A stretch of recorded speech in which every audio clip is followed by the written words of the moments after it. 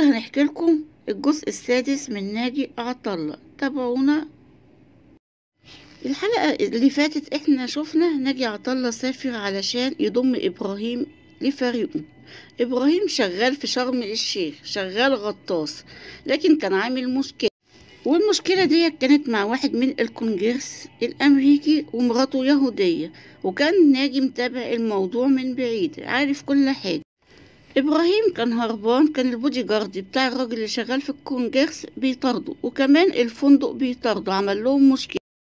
سمع صوت بيقول له بقى الست لابسه مايو اصفر ونازله معاك، تطلعها بمايو ازرق تيجي ازاي؟ لف وقال له يا نهار ازرق يا جماعه، كانت لابسه مايو ازرق. اتفاجئ انه ناجي عطا الله، فرح جدا وجري عليه علشان يحضنه، لكن كان مبلول مش واخد باله. ناجي قال له انت مبلول هتبلني، اطلع غير هدومك علشان عايزك في الشغل. ابراهيم تاني واحد يقابله ناجي عطا الله من المجموعة اللي هيضمها لفريقه. حسام بيسأل ناجي انت ما قلتليش هنبدأ ايه؟ قال له هنبدأ ايه؟ قال له هنبدأ التمرين. ناجي مش عايز حد يسأله، قال له كل حاجة هتعرفوها في الوقت المناسب. هشام اتفاجئ ان هو بيقول له نعرفها. قال له هو في حد تاني معانا يا باشا؟ قال له ايوه، ودلوقتي داخل ابراهيم عليهم، مش عمال يعكس في البنات. الباشا الكبير وعم الشباب كلها، والله انت منور شرم. ابراهيم طلع يعرف حسام المصري، بصله واتفاجئ بيه، وقام قايل له حسام المصري كمان هو عارفه. قال له ابراهيم قال له والنبي النطه اللي انت نطيتها في القنبليات ديت، والنبي كان شكلك عبيط قوي. حسام قال له معلش يا باشا انا ماشي. قال له بس اقعد شويه. قال له انا ما اقعدش مع الاشكال ديت في مكان واحد، الواد ده لسانه طويل وانا عليا النعمة هضربه، وانا لحد دلوقتي عامل اعتبار لوجود سيادتك. ابراهيم قال شوف يا باشا احنا ما بنشطرش الا على بعض. طب كنت تشطر على الواد الامريكاني اللي خد منك الميدالية. والله يا باشا لو تشوف منظره وهو بيتدحرج على الارض هتفطس على نفسك من الضحك. ابراهيم مازال عمال يسخر منه وعمال يقوله انا كنت هموت من الضحك عليه، لكن قال له حسام ما تخلينيش اتغابى عليك. المقابلة ما كانتش لطيفة خالص بينهم، وده اللي مش عايزه ناجي عطلنا. ناجي قال لهم اخلص يا كلب انت وهو، هتضربوا بعض قدامي. اقعد يا ابراهيم، اقعد يا حسام. هو انا هقعد فيكوا واحد واحد؟ هو انا قاعد هنا في فصل ولا ايه؟ دي بداية منيلة بنيلة زي وشكم، وانا الحق عليا ان انا فكرت اعتمد على عيال هبل زيكم. ابراهيم قال له اعتمد عليا يا باشا وانت مغمض، انا سداد. ناجي حاول يفهمهم الشغلانه اللي انا عايزكم فيها ديت عايزه رجاله. حسام قال له طالما الشغلانه عايزه رجاله هتجيب هيما يعمل معانا ايه؟ هيما معترض. شوف يا باشا، شايف بيتكلم ازاي؟ شوف بيجر شكلي ازاي؟ لا ده انا راجل قوي، واسأل على ابراهيم العزلاني. انا هنا في شرم بيجيبولي بالطلب، ولو عايز تشوف الرجولة اوريها لك. توريني ايه يا واد يا اهبل؟ انت ناسي اخر مرة؟ ده انا رنك علقة موت. انت عارف ان انت خدتني على اخوانا، لكن لو راجل لراجل ووش في وش والله العظيم لاعلم عليك. اخلص يا كلب انت وهو، محدش يتكلم فيكو، انا بس اللي هتكلم. حاضر يا باشا، حاضر يا باشا. اللحظة دي كانت مهمة جدا، وهتأكد ان رغم الاختلاف اللي بينهم هيتحدوا لو حد فيهم اتعرض لأذى. الفندق داخل الإدارة بتاعته، ومعاه الراجل الكونجرس الأمريكي، وبيسألوا على إبراهيم، وده بسبب المشكلة اللي عملها مع مرات الكونجرس. شافوه قاعد مع ناجي عطا الله، وكان عمال بيتكلم معاه. الراجل شافه وحدد مكانه، شاور عليه للحراس علشان يروحوا يجيبوه. الحراس كانوا راحوا عشان يجيبوه. المشهد ده كان متصور وهو مديهم ظهره، يعني واخدينه غدر، راحوا علشان يمسكوه. لكن هنا لاحظ حسام ان هو في خطر، قام وضربهم معاه. ده أكد لناجي عطلة إن إحنا ممكن نختلف كتير مع بعض، لكن ساعة الجد هنقف جنب بعض وهنبقى إيد واحدة. وده اللي كان هو عايز يطلع بيه من المجموعة بتاعته. اتأكد إن هما هيقدروا يكملوا مع بعض. بعد كده راحوا عشان يكملوا كلام مع ناجي. خلاص يا باشا، اسفين ان احنا قطعنا كلام سعادتك، اؤمر يا باشا، إيه الشغلانة اللي عايزنا فيها؟ ناجي قال لهم اول حاجة في الشغلانة دي ان انتوا ما تسألوش في اي حاجة ابدا. مفهوم؟ ابراهيم قال له مفهوم، بس ايه بقى هي الشغلانة اللي ممنوع ان احنا نسأل فيها يا سعادة الباشا؟ حسام، انت هتفضل طول عمرك غبي، يعني الباشا بيقولك ممنوع الاسئلة تقوم تسأله ايه الشغلانة اللي مش هنسأل فيها؟ ناجي قال لإبراهيم مش هتقدم استقالتك في الفندق قبل ما نمشي؟ قال له ما اتقدمت واتقبلت يا باشا، هو بعد اللي انا عملته دوت هما هيخلوني في الفندق؟ وانا من رأيي نلحق نخرج بسرعة دلوقتي، احسن هنلاقي امن الاوتيل كله دلوقتي فوق راسنا دلوقتي حالا. يلا بينا يا ابو الكباتن، وريني جمال نطتك، احنا هنبقى في الباركن يا باشا. بعد اذنك يا باشا، وخرجوا خلاص. لكن هو كمان قام. فاجئ بمدير الفندق بيسأله يا أستاذ يا أستاذ. قال له نعم. قال له فين اللي كانوا بيتخانقوا هنا؟ قال له هما مين؟ قال له اللي كانوا بيتخانقوا هنا. قال له في 3 نايمين هنا محدش يصحيهم. قال له لا، أنا بتكلم على الاتنين التانيين، إبراهيم والواد اللي كان معاه. أيوة قصدك إبراهيم؟ أيوة هو إبراهيم. إبراهيم كان معاه واحد اسمه حسام. هما راحوا فين دلوقتي؟ راحوا نادي الزمالك، عاملين شغل حلو قوي هناك. ناجي خدهم وراجعين على مصر عشان يكمل بقية الفريق بتاعه وبعد كده يرجعوا شرم. سأل إبراهيم انت مش دارس عبري يا إبراهيم؟ قال له ايوه يا باشا. وانت طالع الأول على انت غاوي تنفس صناعي يا إبراهيم؟ يعني حضرتك لو مكاني ولقيت واحدة قدامك بتموت وقادر تنقذها مش هتنقذها؟ لكن هنا عدت واحدة ست أجنبية كبيرة ولابسة عريان وبتبص لهم وبتضحك. قال له ناجي ولو الصنف ده عدى قدامك برضه وبيموت هتعمله تنفس صناعي؟ قال له لا، دي تروح في 60 داهية. مقابلة ناجي لتهامي، هيروح له الجيم اللي شغال فيه، لكن تهامي ما كانش مرتاح ماديا خالص مع انه راجل رياضي بيشتغل في جيم كبير، لكن بياخد ملاليم حتى مش عارف يكمل جوازته وهو اللي مهتم بالجيم. وهنا دوت واحد من اللي بيتدربوا كان بيكلمه بيقوله انت بطيء شوية بس كل بغباوة وشيل حديدة تقيلة، لازم تاكل لحمة كل يوم. بتاكل قد ايه لحمة؟ قال له كيلو. قال له ايه، مستورد ولا بلدي ولا ايه؟ قال له اي حاجة بتتحط قدامي بزحها. قال له خلاص، ده كويس قوي، اهم حاجة اللحمة وانك تشيل حديدة تقيلة.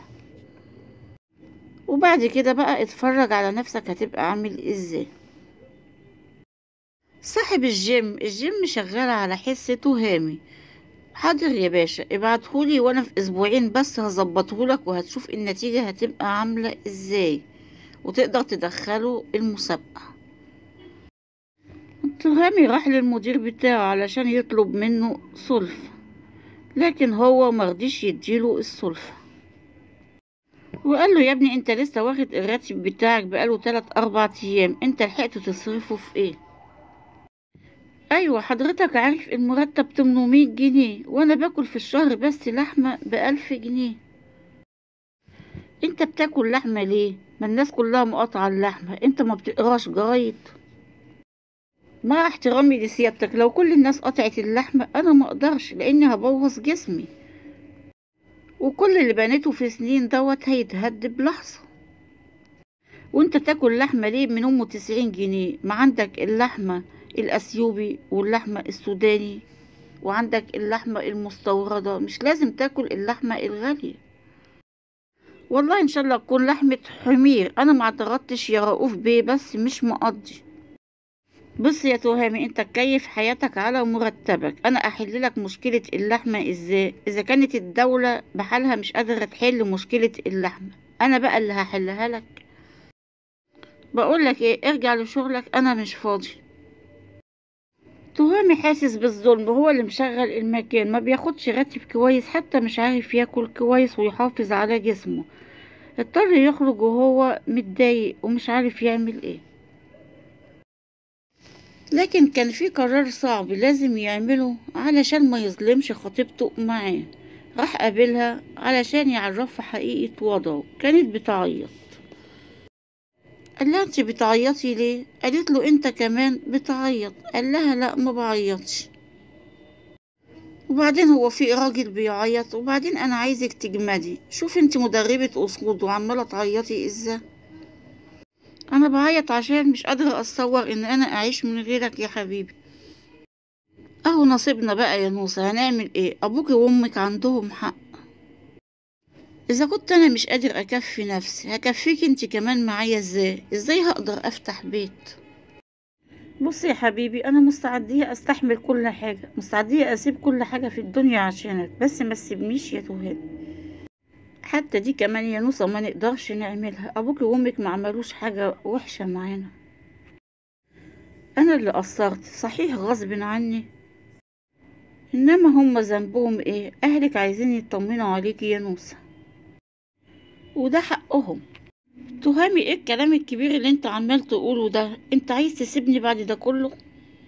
تهامي كان عنده رد واحد بس، ان هو رفع ايده لفوق وطلع الدبلة منها علشان يرجعها لها.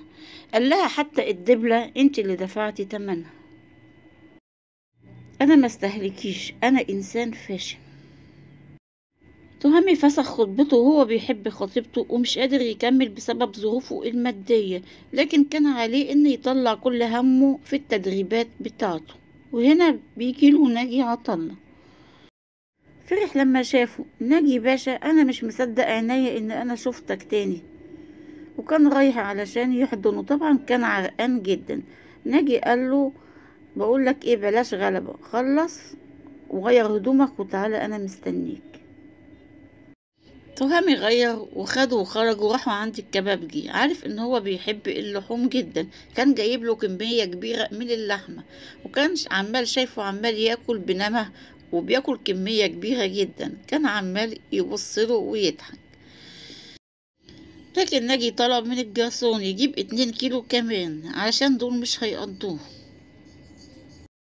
ناجي قال له انت قلت لي يا تهامي انك بتاخد مرتبك 800 جنيه بس. قال له اه، يعني يا دوب بتاخد مرتبك وتنزل بيه تفطر. قال له ايوه يا باشا. قال له طب يا واد انت، انا مش مديلك نمرة تليفون، اما تلاقي اي حاجة عايزة تيجي وتكلمني.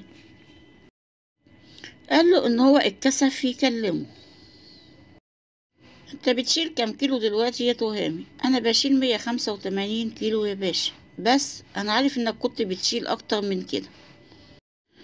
انت كنت بتعدي تقريبا 200 كيلو. زي ما انت شايف كده يا باشا، صحتي ما بقتش زي زمان، كل يوم في النازل. انا تعبان. ايوه فعلا شكلك تعبان جدا. جيم بروقة. تهامي انا عايزك تسيب الشغلانة بتاعت الجيم ديت وتيجي تشتغل معايا. انا خدامك يا باشا. طب كويس قوي، اجيب لك نيفة؟ لا، انا مش عايز اكلفك يا باشا. يعني هي جت على النيفة؟ هاتي 2 كيلو نيفة هنا. ناجي طلب منه ان هو يحكي له كل مشاكله بعد ما خدوا ودخلوا السينما. عرف قصة خطيبته. قاله ما انت بتحبها قوي كده، ايه العملة المهببة اللي انت عملتها معاها ديت؟ ليه ترميلها الدبلة في وشها وتسيبها؟ هو انت حمار يلا؟ كان لازم اعمل كده، مش لازم اربط مستقبلها بواحد فاشل زي حالاتي. على فكرة ده انت كئيب قوي. هي ابوها بيشتغل ايه؟ بيشتغل في السيرك. بيشتغل ايه في السيرك؟ مروض اسود. ايه بتقول ايه؟ مروض اسود؟ اه مروض اسود. يعني ما يزعل منك مرة يلسعك كرباك يكومك. وهي بتشتغل ايه؟ بتشتغل مروضة اسود. يا نهار اسود، ده انت هتتلسع من كل حتة. اسمها ايه؟ اسمها نوسة يا فندم. نوسة؟ البنت دي خطيبتك وهتتجوزها في اقل من شهر كمان. بجد يا ريت يا باشا. بس لازم اصلح لك الهباب اللي انت هببته دوت. خلاص نصلح الهباب. بس ازاي يا باشا؟ ناجي قرر يصلح علاقة تهامي بخطيبته وخده علشان يروح يقابل والدها تاني. تعالوا نشوف ناجي هيقدم له ايه خدمة. ناجي عرفه بنفسه: انا ناجي عطلة، عميد في الجيش واشتغلت ملحق في الخارجية سابقا. رحب بيه وقال له اتفضل اقعد، لكن بص لتهامي وقال له مالك واقف زي الاهبل كده، ما تقعد. ناجي قال له بص يا ابو نوسة، الواد ده بيحب نوسة وبنتك بتحبه وعايزين نشوف ايه المطلوب. قال له بس يا ناجي بيه، انت عارف ان الحب مش كفاية. ايوه انا عارف، وما ينفعش كمان الواد ده يجي يتقدم كده فغضاني لبنات الناس من غير ما يرجع لي، ما انا زي ابوه، ما انا اللي مربيه. كان تهامي جاي يتكلم، قال له اخلص انت ما تتكلمش خالص. منع تهامي من الكلام خالص لان هو راجل سياسي هيقدر يخلص الموضوع بدبلوماسية زي ما هو متعود يتعامل مع الناس. بص يا ناجي بيه، هو لما جه طلب البنت قال انا هعمل واسوي، وبعد ما خطبها خلاص ولا عمل ولا سوى اي حاجة. وفي الاخر كمان عايز يقعد البنت من شغلها، يعني لا بيرحم ولا عايز رحمة ربنا تنزل. كلمني انا يا بنوسة، سيبك منه، ده واد عبيط واهبل. هقولك على حاجة، بصلي وصلي على النبي عليه الصلاة والسلام. شقته موجودة في العبور وانا اتنزلت له عنها عشان يتجوز فيها، وده العقد، ودلوقتي الشقة باسمه. تهامي جاي يشكر ويتكلم، قال له برضو اخرس خالص، ما تفتحش بقك ولا تتكلم خالص.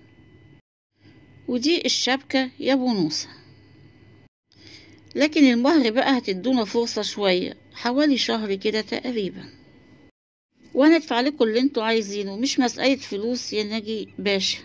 ما انا عارف والله انا عارف، بس الحاجات دي لازم يتحط لها حدود عشان كل واحد يبقى مرتاح. ايه رأيك في الكلام ده؟ خلاص انا ما اقدرش ارد لك كلمة، كفاية دخلتك علينا وتشريفك لينا. انا موافق. خلاص نقرا الفاتحة. خلاص نقرا الفاتحة. خلاص تقريبا اتفقوا على كل حاجة وحل مشكلة تهامي وخطيبته، ويا دوب لسه جايين يقروا الفاتحة لكن حصلت حاجة غريبة. يا دوب ناجي لحق يقول صدق الله العظيم، لكن دخل أسد. قال له مش ده أسد برضو؟ قال له ده سلطان، تعالى هنا يا سلطان. السلطان كان عمال يلعب ويشد المفرش وليه زئير يخوف. خاف، قال له تعالى يا سلطان، فين الباب منين يلا؟ ناجي خاف من الأسد ومن خضته مش عارف الباب اللي دخل منه، قعد يسأل تهامي يخرب بيتك الباب فين يلا؟ طلعوا يجروا هما الاتنين، وجري ناجي خرج الأول ووراه تهامي، وده جوز أمه إبراهيم اللي مربيه من صغره. قال لها ده مش هيفلح، أنا قلتلك دي 5 شغلانة أجيبها له وبرضه يعمل مشاكل ويترفد منها. أمه بتقوله هو معلش نسيره هيتعلم. قال لها هيتعلم امتى؟ كان مربيه زي والده بالظبط وخايف عليه. وانا في سنه كنت بشتغل مندوب مبيعات وانا بدرس، ورجليا دابت من اللف على المحلات. ده عايز يجي ويقعد باشا كده والفلوس تيجي لحد حواليه. هنا ابراهيم قال له اسمع يا عم سيد، انا مش جاي اطلب منك حاجة ولا عايز فلوس، انا جاي اسلم على امي وماشي. انت هتمشي تروح فين؟ هو انت ليك بيت غير هنا ولا عايز تمشي وتلف في الشوارع ونلف عليك في الاقسام؟ لا يا سيدي ما تشيلش هم، انا لقيت شغل تاني وماشي بمزاجي، مفيش حد طردني ولا حاجة. انت لقيت شغل تاني على طول كده؟ هو انت بتشتغلني؟ من كتر الشغل ما مقطع بعضه في البلد. وسابه ومشي، كان فاكره بيضحك عليه. راحت قالت له ما تزعلش يا ابراهيم، عمك خايف عليك، انت عارف ان انت زي ابنه. قال لها انا عارف ان الراجل ده هو اللي صرف عليا ورباني لحد ما خلصت جامعة، وجمايله ديت يا ستي فوق راسي. انا قريب اوي هردله كل اللي عمله معايا. حد يقول كده يا ابراهيم؟ كانت امه معترضة. مش ده عمك اللي مربيك؟ يعني دوت في مقام ابوك. لا يا ماما، مفيش حد في مقام ابوي. انا طول عمري عايش في البيت ده وحاسس ان انا ضيف فيه. انا مش عايزك تقلقي عليا، انا خلاص كبرت وعارف انا بعمل ايه. طيب يا حبيبي، روح راضيه بكلمتين، ده حرق نفسه علشانك. واحد زيه كان يقول وانا مالي. دخل ابراهيم علشان يرضيه، هو كمان كان بيحبه لانه مربيه من صغره. قال له عم سيد، صلي على النبي. قال له عليه الصلاة والسلام. قال له والنعمة الشريفة ما تقلق عليا، انا كويس قوي وعارف انا بعمل ايه. انا ما صدقت يا ابراهيم ان هم يقولوا لي ان انت كويس في الشغل. تقوم تتخانق وتسيب الشغل يا ابراهيم؟ ينفع كده؟ هو انا هسيب الشغل ده الا اذا كان قدامي شغل احسن منه بمليون مرة؟ انا مش عايزك تقلق، انا مرتب اموري كويس قوي. والشغل التاني ده ان شاء الله مع مين وفين؟ مع ناجي عطله، راجل 10/10. ده كان القائد بتاعي، بس هو دلوقتي طلع على المعاش وشغال في البيزنس، والراجل عايزني اشتغل معاه. وايه البيزنس بقى اللي بيشتغل فيه ناجي عطله دوت؟ هو احنا لسه ما اتكلمناش، بس بتهيألي كده استيراد وتصدير. طب اتفقتوا على المرتب؟ هو احنا لسه ما اتكلمناش، بس بتهيألي كده المرتب كويس وفي عمولة كمان. وهتبتدوا الشغل ده امتى يا ابراهيم؟ هو احنا لسه ما اتكلمناش، بس بتهيألي كده هنبتديه قريب. هي ايه الشغلانة اللي كلها احنا لسه ما اتكلمناش؟ حد يسيب شغلانة مضمونة ويروح يشتغل شغلانة زي دي يا ابراهيم؟ ما احنا لسه ما اتكلمناش. الله، خلاص بقى يا عم سيد، ده ناجي بقى عطله ده راجل مضمون اكتر من الجنيه الدهب. ما تقلقش بس انت عليا. ناجي كان عنده مقابلة مع جمال، سأل عليه، قالوا له ده مستنيك في الكوفي شوب. ده جمال عبد الناصر اللي كان معاه في السفارة ومرضيش يقعد ويكمل. بيضحك معاه، بيقول له حاجة غريبة: مشوك من الشغل عشان ما كنتش بترضى تسلم عليهم او تصاحبهم، وانا طلعوني من الشغل عشان بصاحبهم وقريب منهم جدا. هم عايزين ايه بالظبط؟ بذمتك مش حاجة غريبة اللي بتحصل دي؟ طب هم عايزين ايه؟ جمال قال له انا على فكرة مش زعلان ان انا خرجت، انا مقتنع باللي انا عملته، ودلوقتي بنام نوم عميق وببقى مرتاح جدا عكس الاول خالص. انا حاسس كده ان انا بحترم نفسي. طيب وهتشتغل فين بعد كده؟ في قناة فضائية كلموني عشان اقدم لهم برنامج تلفزيوني، وانا في الحقيقة بفكر. وتفكر ليه؟ انا اسمع ان هما بيدفعوا كويس، بس علشان احنا مختلفين على السقف بس. سقف ايه؟ هو الاستوديو من غير سقف؟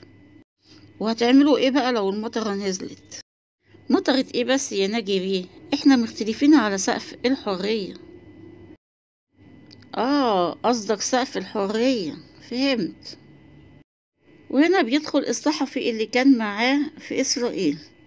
دخل لقاه موجود، كانت مفاجأة ليه، سلم عليهم وكان مبسوط قوي ان شاف ناجي عطله. والله ليك وحشة قوي يا ناجي باشا. لكن ايه المفاجأة الحلوة دي؟ انا جاي علشان اقابل جمال بيه. يبقى انت بقى اللي هتعمله اعداد للبرنامج بتاعه. ما الصحفيين كمان سابوا الصحافة وجريوا على التلفزيون، ما هو بيدفع حلو. سراج بيضحك. والله انا ما سبت الجرايد يا سيدي، الجرايد هي اللي سابتني. ايه ده؟ يعني انت سبت الجورنال؟ ايوه، نقابة الصحفيين اكتشفت فجأة ان انا بروح اسرائيل بقالي 20 سنة، مع اني بنشر كل المنشورات والتحقيقات باسمي ومن شغلي ومن تل ابيب. واحد طلع في قناة فضائية طلع يشتمني ويهاجمني، قاموا محوليني على طول للتحقيق وبقت قضية. يعني احنا التلاتة مرفوضين وكل واحد لسبب غير التاني. الباشا عشان وطني وبيشتمهم، وانا علشان قربت منهم وصاحبتهم، وانت علشان قعدت معاهم وكتبت عنهم. الظاهر البلد دي نحس ولا ايه؟ ما قلتليش يا ناجي بيه، حضرتك لما كلمتني في التليفون قلتلي ان انت عايزني في حاجة مهمة قوي. كنت عايز اسألك، انت تعرف المستشار الطبي بتاعنا في المانيا؟ لا معرفهوش، بس تعرف المستشار الاعلامي ده دفعتي وصاحبي جدا. طب كويس، هو اللي ممكن يكلمهن. هيكلمهولكوا بخصوص ايه؟ خلاص يا سيدي، كلمنا لك المستشار الطبي وحجز لك عند الدكتور الألماني. في خلال شهر العملية هتكون معمولة. ابنه مش مصدق، بيقوله يا ناجي باشا، سيادتك بتتكلم بجد؟ قال له انا من امتى بهزر يا واد انت؟ قال له ربنا يخليك ليه، انا مش عارف اقول لك ايه. قال له دي حاجات بيني وبين ابوك، انت مالك انت؟ الاب معترض، بيقول له مصاريف العملية كبيرة قوي يا ناجي بيه، محدش هيقدر يردها. احنا دفعنا 10% عشان جدية الحجز، ولما الشهر يجي يبقى يحلها 1000 حلان. لا لا يا ناجي بيه، ده كده كتير قوي، هنرد ده كله ازاي؟ انا مش هدفع حاجة من جيبي، ابنك اللي هيدفع. ربنا يخليهولك، ابنك وهو اولى. ابنه مستغرب، هو انا اللي هدفع؟ يا باشا ده انا على الحديدة. ايه يا ابني، انت مش بتشتغل معايا ولا ايه؟ ولا احنا ما اتفقناش على كده؟ ايوه اتفقنا، بس شغلانة ايه اللي هتجيب $500,000 في الشهر؟ في شغل كتير ممكن يجيب اكتر من كده، بس اهم حاجة انك تركز في الشغل. ولا ايه يا ابو الكباتن؟ ما تفهم بقى يا حسام يا ابني، ناجي بيه راجل محترم، عايز يساعدنا ومش عايز يحسسنا بكده. افهم. لا يا ابو الكباتن، حسام ليه شغل معايا، حسام واد جدع، وجدع وراجل ويعتمد عليه. زي في الشغل بتاعه، بيقولوا له في واحد عايزك ومعاه ناس حراسة وراه كتير، باين عليه راجل كبير قوي. قال له ما تعرفش اسمه ايه؟ قال له ما عرفش، بس باين عليه راجل كبير قوي، ده معاه حراسة كتير. زي خاف وقال يا نهار اسود، لا يكون اخويا مشي في مظاهرة وبعتولي حد من امن الدولة. قال له لا اطمن، دول ما بيروحوش لحد، دول بيجيبوا الناس لحد عندهم، استحالة يكونوا من امن الدولة. ما اقول برضو، انا من الصبح وعيني الشمال بترف. زاهر كان داخل وخايف، عايز يعرف مين اللي مستنيه جوه، كان بيخاف من الحاجات دي. شاف 3 عاملين زي البودي جاردات، هما اللي كانوا مع ناجي عطلة ولابسين نضارات سودا، فخاف اكتر. لكن هنا ابراهيم شاور عليه وقال له انت زاهر عبد الحميد الفار؟ فاتخض جدا وقال له ايوه. كان خايف من تهامي، جسمه ضخم جدا، وراح ورفع النضارة ولف ووقف وراه، وكمان هما الاتنين كانوا واقفين جنب بعض. أم فجأة حسام وإبراهيم افترقوا عن بعض، وظهر من وراهم ناجي عطلة قاعد وبصله. قلع النضارة وقال له ازيك يا زاهر. أكيد كده عارفه، هو كان عارفه. زاهر اطمن إلى حد ما وخد نفس عميق. مش ممكن، ناجي باشا، وجري عليه وحضنه. الشركة نورت. إبراهيم خبطه على ظهره وقال له كلم الباشا عدل، الباشا بيقولك ازيك تبقى تقوله ازيك، مش لوك لوك لوك لوك، هو مش بيحب اللوك لوك، والجواب يبقى على قد السؤال، ماشي؟ ابراهيم الواد ده هيتعبنا. وكمان طهامي بيقوله اتعامل يا باشا. اتعامل ايه؟ هو انت ما هتصدق؟ ازيك يا زاهر، عامل ايه؟ رد زاهر عليه وقال له الحمد لله يا باشا، الحمد لله يا باشا، انا خلاص اديت الخدمة العسكرية وخدت شهادة الاعفاء، قضيتها زي ما انت عارف حضرتك. وبعدين بعتولي 3 مرات استدعاء، والله العظيم رحت ال3 مرات ما تخلفت ولا مرة واحدة منهم. ده حتى في مرة رابعة انا رحت لوحدي من غير ما يبعتولي، قلت يمكن يكونوا عايزيني. وكمان انا معايا شهادة الضرايب وشهادة الرقم القومي وكل حاجة معايا زي ما حضرتك عايز. بيرد حسام بعد ما خد الورق منه وقعد يبص فيه، بيقوله البيانات كلها مظبوطة يا فندم. بيقوله اقعد يا زاهر. بعد ما قعد سأله انت بتاخد مرتب كام يا زاهر؟ قاله باخد 2000 جنيه يا باشا، وانا معايا مفردات المرتب اهيت. وال2000 دولت بتاخدهم صافي؟ لا، بدفع حق الدولة، مش في ضريبة، انا بدفع 40% ضريبة عليهم. بس اللي اعرفه ان هم عاملين الضرايب 20% بس. لكن ابراهيم بيستغل الموقف وبيخبطه وبيقوله ايوه يا باشا، اهو ده تضارب في الاقوال. يا باشا انا بدفع 40% عشان ابقى في السيف سايد، وهو اللي عندي الحكومة هيروح يعني؟ دي حصالة يعني انت بتحوش عند الحكومة؟ طب ده كويس اوي. انا كمان بدفع تأمينات وبدفع موارد شتاء، وكمان بدفع الضريبة العقارية اللي هيعملوها على الشقق دي. ابويا كان عنده شقة ب6.5 جنيه، هم عملوها ب3 مليون جنيه. طب كويس كويس اوي. يعني انت مرتبك كده بيصفي على كام تقريبا؟ بيصفي على 460 جنيه. 460 جنيه لمهندس عبقري زيك يعني؟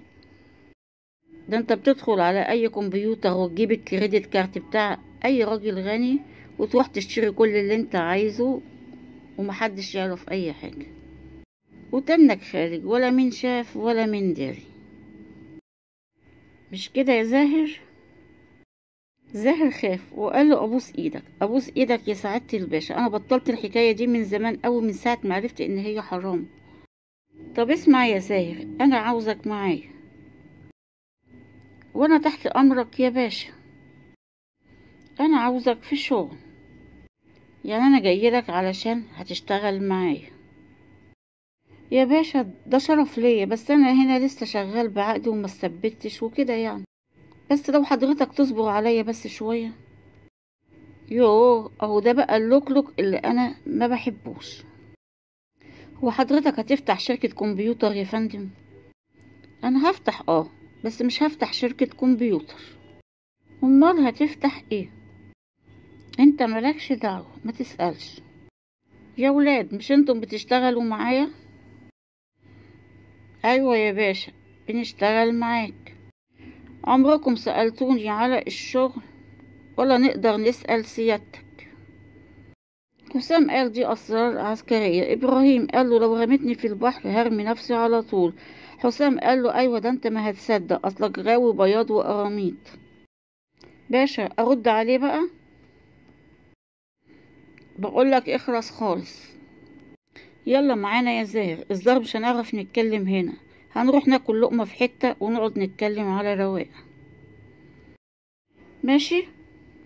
هما ما صدقوا. ربنا يجعله عامر يا باشا، ربنا يعز مقدارك. مالك يا زاهر واقف متنح كده ليه؟ يلا هاتوه وتعالوا. طبعا جايب لهم اكل فاخر. حتى ابراهيم بيقول له انا طول عمري بعوم جنب الجمبري لكن عمري ما طولته. حسام قال له طول عمرك معفن وديني، انا لو هياكلني فول وطعميه وعايزني اشتغل معاه هشتغل من غير اي حاجه. تهامي عايز لحمه، مش عاجبه الاكل. وهنا ناجي بعت للجرسون وقال له هاتله 2 كيلو لحمه، ده ما بياكلش الازازه دي، ده بيحب الهوبر. سأل زاهر قال له انت ما بتاكلش ليه؟ قال له مش هاكل الا لما حضرتك تبتدي معانا الاكل الاول. كل يا زاهر، انا مش هاكل، انا جايبكم عشان اتكلم معاكم وانتوا بتاكلوا. بس عايزكم تفتحوا مخكم معايا وتركزوا في الكلام دلوقتي اللي انا هقوله. ابراهيم استنى يا باشا، طالما الموضوع محتاج تركيز يا جرسون هات لنا واحده استاكوزا جامبو. قال له ايه يا واد انت اتجننت؟ مش انا بقولك ركز معايا، انا تقوم تركز مع واحده؟ انا مركز يا باشا، ده جروب كان عندي في شرم من فتره. رد ناجي عليه وقال له دول اسرائيليين. قال له ايه يا باشا، انت تفضحنا تسيح لنا هنا ولا ايه؟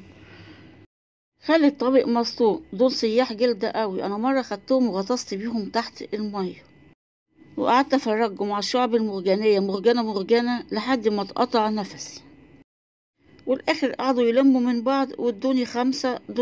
دولت عالم جلده. حسام جلدة ايه وزفت ايه؟ انت بني ادم اصلا ما عندكش دم. واخد الاسرائيليين بتفسحهم تحت المية يا خاين يا عميل يا حقير. اهو اللي زي دوت يا باشا لازم يتشنق في مكان عام.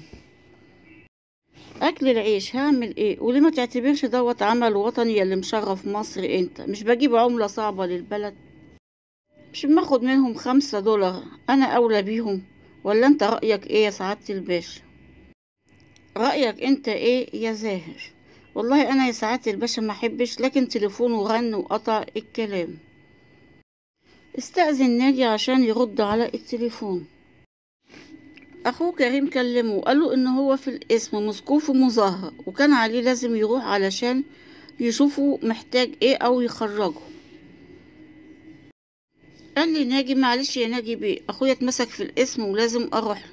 قال له استنى، انا لازم هاجي معاك، مش هسيبك لوحدك، استنى.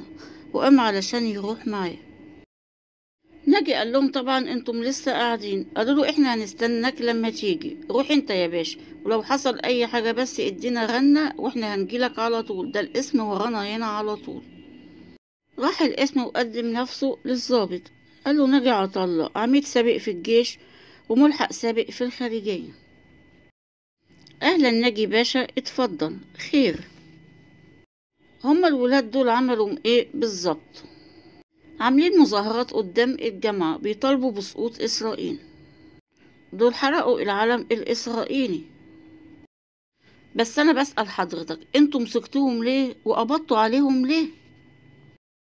ما انا قلت لسيادتك، الله، ما المسألة ديت بتحصل كل يوم. المسألة دي بقت عادية جدا، ما شعبان عبد الرحيم بقاله 10 سنين بيقول انا بكره اسرائيل، محدش قرب له. وبعدين دولت شباب متحمس، دولت اطفال. لكن هنا كريم بيعترض وبيقول له لا، احنا مش اطفال، احنا رجاله وعارفين كمان احنا بنعمل ايه. الضابط احتد عليه وقال له اخرس يلا. زاهر زعق له وقال له بس بقى يا عم كريم. لكن هنا ناجي سأله، قال له هو ده كريم اخوك يا زاهر؟ قال له اه. ما تبس بقى يا كريم، هو احنا ناقصينك؟ انا قصدي يا باشا اقول ان دولت شباب متحمس، واللي حصل ده ان دل على شيء يدل على مناخ الحرية والديمقراطية اللي بتعيشها الأمة في أزهى العصور لها، وعلى احتواء الشرطة المتظاهرين بطريقة حانية، زي الأم بالظبط لما بتاخد ولادها تحت جناحها.